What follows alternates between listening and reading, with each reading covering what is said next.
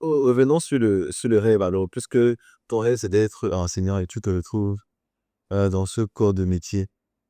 So, qu'est-ce qui te fait abandonner ton rêve? Alors, en réalité, je n'abandonne pas. Ok. Parce que, enfin, oui, en réalité, je n'abandonne pas. C'est plutôt les circonstances qui font que je n'ai pas l'opportunité. Parce que pendant 2 ou 3 ans, j'ai cumulé le monde de l'industrie privée et le monde de l'enseignement, étant bien que je n'étais pas maître de conférence, qui est souvent le rôle classique qu'on connaît de l'enseignant. Quand je suis passé dans le privé, dans l'industrie, j'ai continué à dispenser des cours dans les écoles d'ingénieurs de la région parisienne.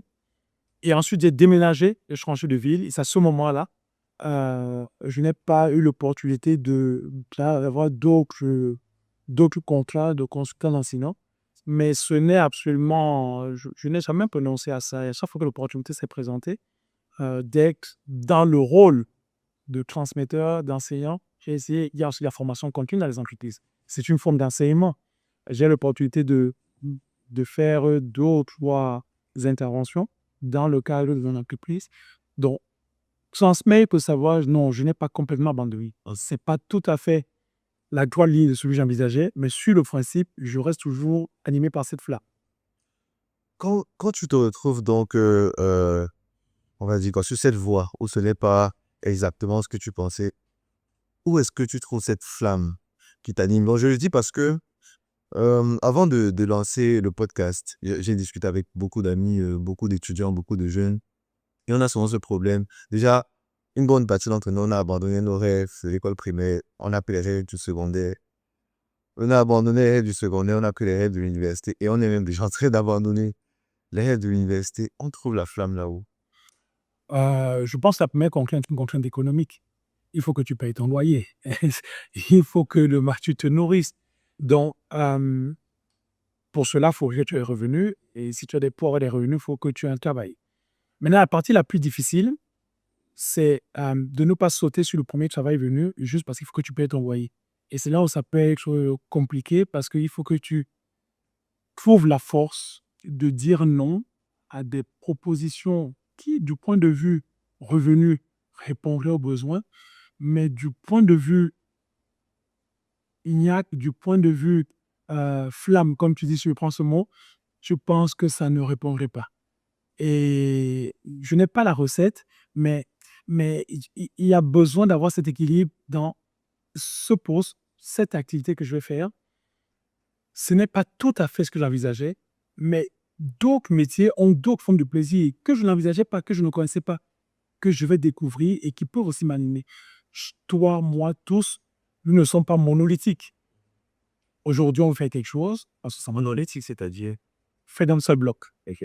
Et donc, aujourd'hui, on fait quelque chose parce que ça nous plaît, mais on n'a pas une connaissance totale de tout ce qui pourrait nous plaire. Et parfois, on est surpris de se découvrir.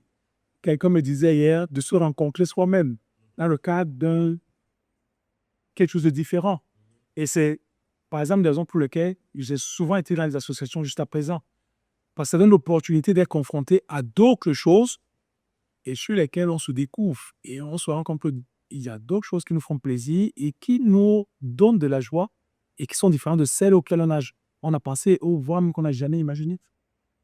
Je suppose aussi que peut-être on aimerait bien se découvrir, mais la raison pour laquelle on avait certains de ces rêves, que ce soit au collège ou à l'université, c'est qu'on se disait on va se faire assez d'argent en suivant ces voies.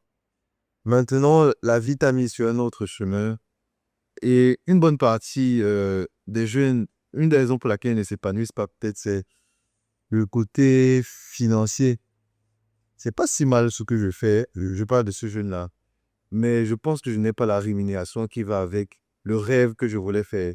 Donc, c'est pas comme si on est dans une dichotomie où je gagne bien ma vie, j'aurais pu faire mon rêve, j'aurais bien gagné ma vie. C'est je ne gagne pas bien ma vie et en plus, je ne vis même pas mon rêve. Je sais pas, en tant que jeune, est-ce que tu as été dans ce type de situation-là? Pas formulé comme ça. Je pense que tout le monde, à un moment, en tout cas en début de carrière, à un moment, je ne me gagne pas assez bien ma vie. Mais la première leçon que j'ai apprise, Si vous cherchez quelque chose qui va venir faire vibrer une corde en vous, cette corde, ce n'est pas du large. Parce que tous les métiers ont des revenus d'une façon ou d'une autre. Mais je suppose, j'imagine que quelqu'un va dire non, tu dis ça parce que tu as de l'argent. Non, non, on va pas dire ça. Il n'y a pas un métier où on ne paye pas les gens. Je ne dis pas que tous les métiers sont bien payés, c'est pas ce que je dis. Ok. Dans tous les métiers, quand tu travailles, tu as un salaire. Que tu sois maçon ou que tu sois ministre, tu as un salaire.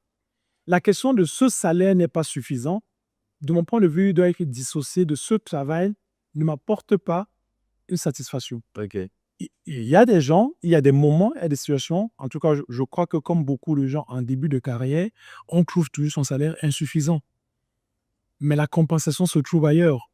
Et je crois que tous ceux qui ne trouvent ni plaisir dans leur travail, ni revenu suffisant, essayent, s'ils en ont l'opportunité, quand l'opportunité se présente, ils n'hésitent pas à changer. Parce que sinon, on est réellement dans une situation sur laquelle on est frustré, c'est le cas de dire. On se lève le matin, on ne sait pas pourquoi, il n'y a aucun plaisir à faire ce qu'on fait, et en plus, à la fin du mois, il faut qu'on compte ses centimes. Ceux qui ont l'opportunité, quand ils sont dans ce cas, je ne suis pas train de dire que tout vont pour le faire, et ceux qui ont l'opportunité, quand ils sont dans ce cas, ils changent. Après, tout le monde offre l'opportunité de changer. Mais moi, quand j'ai commencé, l'aéronautique, la construction aéronautique est faite de tellement de métiers différents, et tellement de métiers différents, que je n'ai pas eu beaucoup de mal à supporter les difficultés de faibles revenus de mon début de carrière. Quand tu parles je vais dire quoi, de ces branches différentes dans l'aéronautique, ça me fait penser un peu à ma propre carrière. J'ai travaillé à la Banque mondiale pendant un temps. Et parfois, les profanes, quand je parle de la Banque mondiale, ils pensent que je suis économiste ou que je suis financier. Et j'ai découvert qu'il y a tellement de secteurs dans la Banque mondiale. Et vraiment, tout le monde peut s'y retrouver. Plus qu'aux personnes qui font agriculture. Et je me suis dit, pour être consultant, à un moment, il faut avoir une certaine expertise. Je connais des gens même qui rêvent de travailler, je veux dire, dans l'humanitaire. Et tu n'as pas nécessairement besoin d'abandonner ce que tu fais actuellement. Tu peux développer une expertise là, qui te permet même d'être consultant dans le domaine de l'humanitaire. Et j'avais certains collègues qui me disaient, il y a des consultants ici, on les a même proposé de travailler à temps plein. Et ils ont dit non. Donc, ils ont réussi à joindre ces deux, je vais dire quoi, ces deux ambitions, ces deux rêves.